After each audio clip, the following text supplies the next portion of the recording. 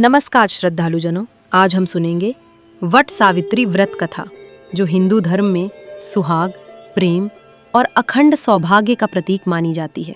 इस पवित्र कथा का वर्णन स्कंद पुराण में मिलता है। कहा जाता है कि जो सुहागन स्त्रियां श्रद्धा और भक्ति से इस कथा का श्रवण करती हैं, उन्हें अखंड सौभाग्य, सुख, समृद्धि और पति की लंबी आयु का आशीर्वाद प्राप्त होता है। देवी पार्वती ने भगवान शंकर से पूछा, हे देवों के देव महादेव, प्रभास क्षेत्र में स्थित देवी सावित्री के पवित्र चरित्र का वर्णन कीजिए और उस व्रत की महिमा बताइए जो स्त्रियों को सौभाग्य और पतिव्रता धर्म प्रदान करता है।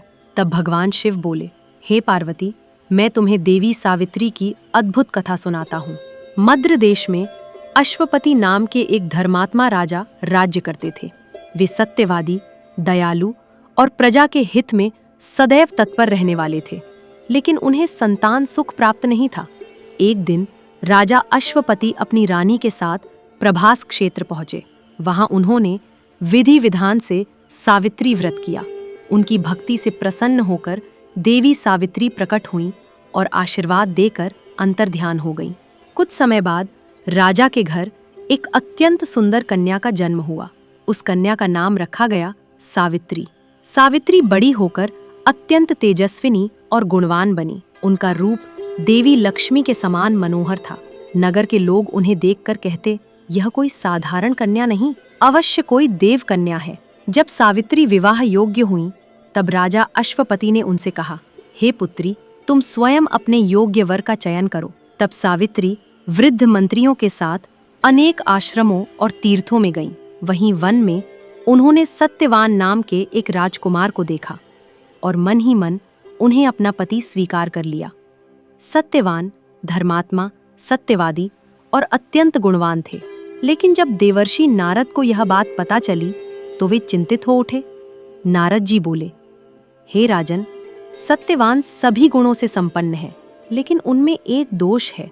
आज से ठीक 1 वर्ष बाद उनकी मृत्यु निश्चित है।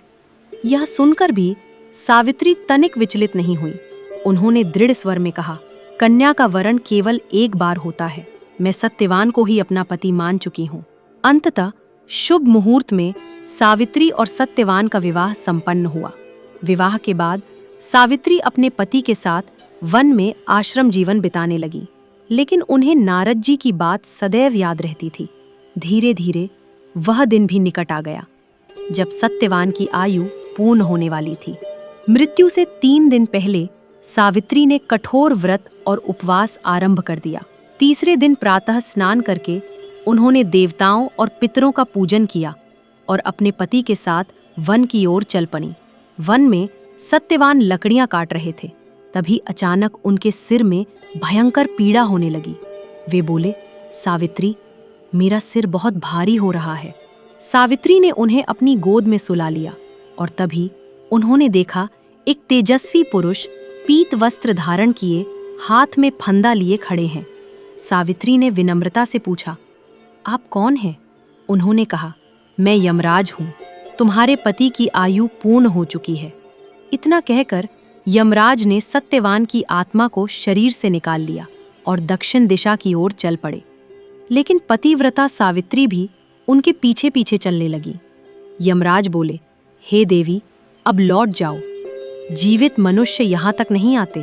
सावित्री बोली, जहाँ मेरे पति जाएंगे वहीं मेरा मार्ग है। सावित्री की मधुर वाणी और पतिव्रता धर्म से प्रसन्न होकर यमराज ने कहा, हे सावित्री, तुम एक वर मांग सकती हो। सावित्री ने कहा, मेरे सास ससुर की आंखों की रोशनी लौट आए। तथास्तु। कुछ दूर चलने के बाद यमराज ने फिर कहा, एक और वर मांगो। सावित्री बोली, मेरे ससुर को उनका खोया हुआ राज्य वापस मिल जाए। तथास्तु। फिर यमराज बोले, हे देवी, एक अंतिम वर मांगो। सावित्री ने बुद्धिमानी से कहा, मुझे सत्यवान से 100 पुत्रों का सुख प्राप्त हो। यमराज अचानक सोच में पड़ गए। यदि सत्यवान जीवित नहीं रहेंगे तो सावित्री को पुत्र कैसे प्राप्त होंगे? अपने ही वरदान के प्रभाव से यमराज को सत्यवान के प्राण लौटाने पड़े।